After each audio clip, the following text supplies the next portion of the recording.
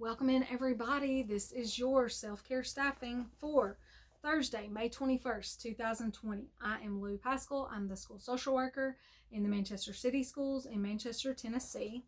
Today, I want to talk about self-care mentors.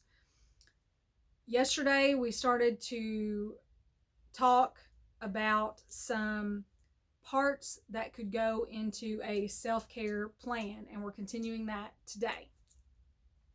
Today, we'll think about people you know in real life or maybe through the media who can serve as self-care mentors to you. So if you don't know them in real life, how can they provide mentorship to you? I want you to think back to the video that we did about reading, in the series that we did about reading. There was a video that I shared with you that was Charlie, I don't know if it's Munger or Munger. He is the partner of Warren Buffett with Berkshire Hathaway. And the clip was, he was talking about reading, and someone was reminding him of an earlier statement he had made. Someone had asked him, if you could meet anyone in the history of the world, who would it be? And he had earlier said Benjamin Franklin.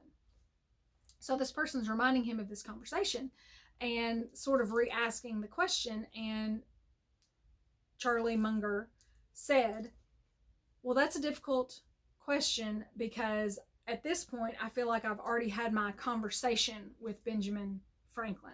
He had read a lot about Benjamin Franklin. Obviously, Benjamin Franklin has been gone from this earth for many, many years, but he felt like he had been able to have an interaction with Benjamin Franklin through reading and learning about him.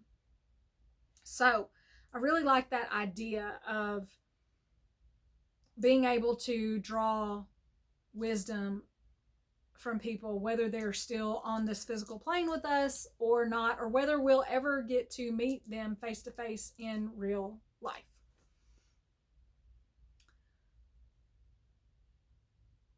You may not need a formal mentorship relationship for someone to be a self-care mentor to you. There's been a lot of discussion of mentorship over the last several years. Some people say you shouldn't use the word mentor. Some people say it's fine.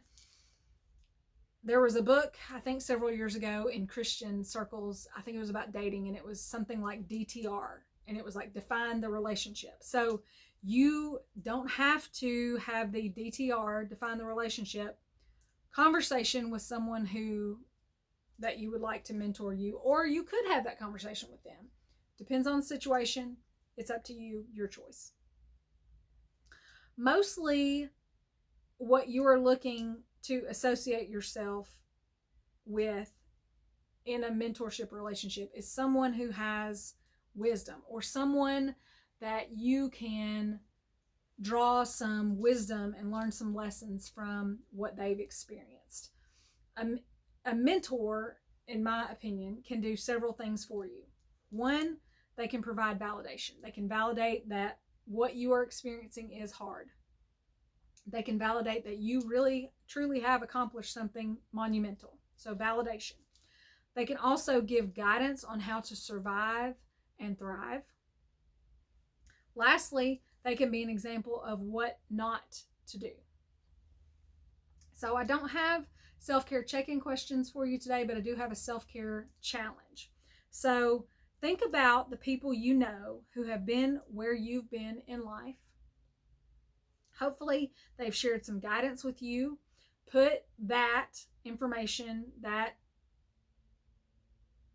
relationship, those people on your list of self-care mentors. Also, think of someone who has something in their life that you'd like to have in yours. Put that person on your list of self-care mentors. And just remember that a mentor can show you what to do or what not to do. So in my life, I have mentors in several different realms.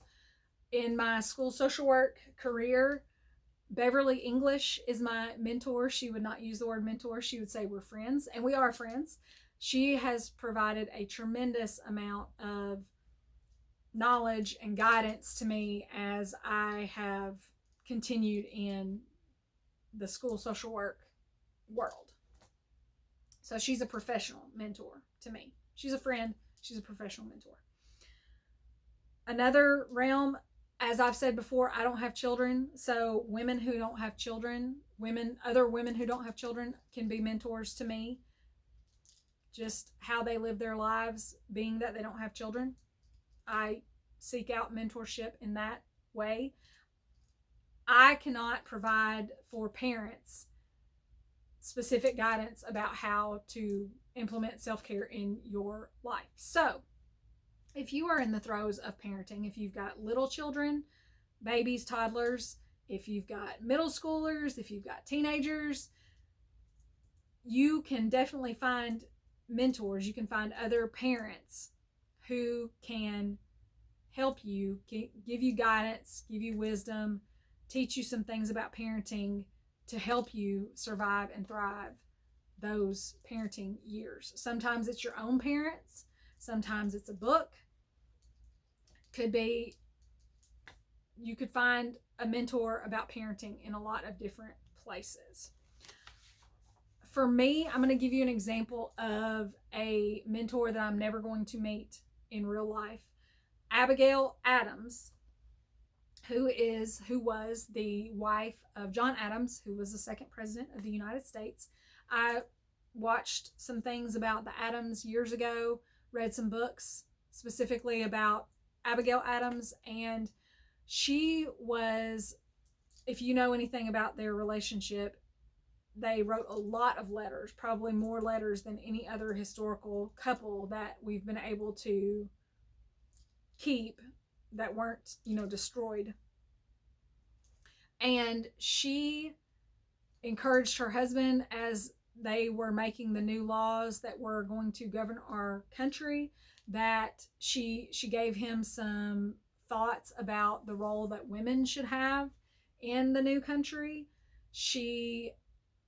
And I don't think every married couple at that time had that sort of relationship where the wife would give insight to the husband. So that was pretty inspiring to me. There was a story. They were apart on different continents for many, many years of their marriage. He was in Europe as an ambassador, and she was in the United States, and they had this farm. And I think he wrote to her one time and said something about talking to her about, it's about time to get the hay in and all that kind of thing. And I don't know if she wrote back to him or if she commented to someone else that the hay had already been in the barn for 2 weeks by that time. So she was very competent to be able to function as a head of household in a time when a lot of women didn't do that. She was very competent with money and investments. So she is a person that I have learned about and have thought of over the years as sort of a mentor, and how can I push my skills and my strengths and benefit my family with that knowledge. So there's an example. Here are a few quotes for you. This one is a little bit long. Here's how it goes. There have been so many women who have shared this wisdom and their knowledge with us. Some of that wisdom has been learned from others, and some of it has been self-taught, and all of it has been profound. Remember that neighbor who taught us how to care for plants? Remember that little old lady in our place of worship who quietly seemed to live what we were being taught about spirituality? Remember that book that just seemed to appear when we needed it? So that was Anne Wilson Schaef, is how I believe you pronounce the last name, Schaef. And the book is Meditations for Women Who Do Too Much. And she's just talking about sort of having eyes to see the ways, the many ways, different varied ways that mentorship can come into our lives. And here's another one. Wisdom is like sweeping the floor. It can't be done just once and the floor proclaimed clean forever. It must be swept time and time again, just as wisdom must be learned and re-grasped over and over again. And that was Ryan Holiday, and it was from his June 2016 reading list email. And it was a metaphor by Daniel Bolelli. And so I think it really highlights that this is beneficial to us for it to be a component of our lives over the long haul. That sometimes we have to, go around that same mountain several times before we get the lesson. Maybe we get it a little bit more each time we go around, but wisdom is not something that we always get the first time right off the bat. The last one, it's very important in life to know when to shut up. You should not be afraid of silence. That is Alex Trebek from Jeopardy. And I think that just highlights the importance of listening. So when you find those people who have wisdom in your life or in the world that you can somehow sort of encounter their guidance, you have to have a stance of listening. You have to be teachable. So, if it's one of those people that you're never going to meet in real life, how do you draw on their wisdom? Well, can you read a book about them? Can you listen to a presentation they've given? Can you listen to an interview where someone has asked them questions? Can you find content that they have produced themselves? How can you expose yourself to that person's wisdom? The song for today is As She's Walking Away, Zac Brown Band with Alan Jackson. Alan Jackson in that song is a mentor to Zac Brown, and he helps him get the girl, we think, in the end.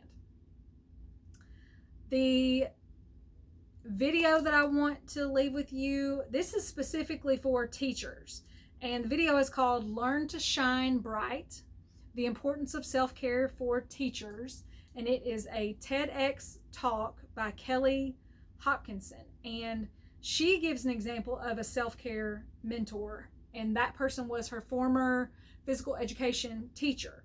Sometimes a mentor is just someone who validates that what you're experiencing is hard, and that person has been there too, and they may be able to, number one, comfort you. Yes, this really is as hard as you think it is, and maybe give you some thoughts about how to move forward and progress and survive and thrive.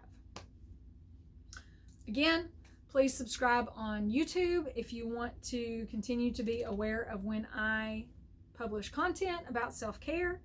And if all hearts and minds are clear, I will see you all back here tomorrow.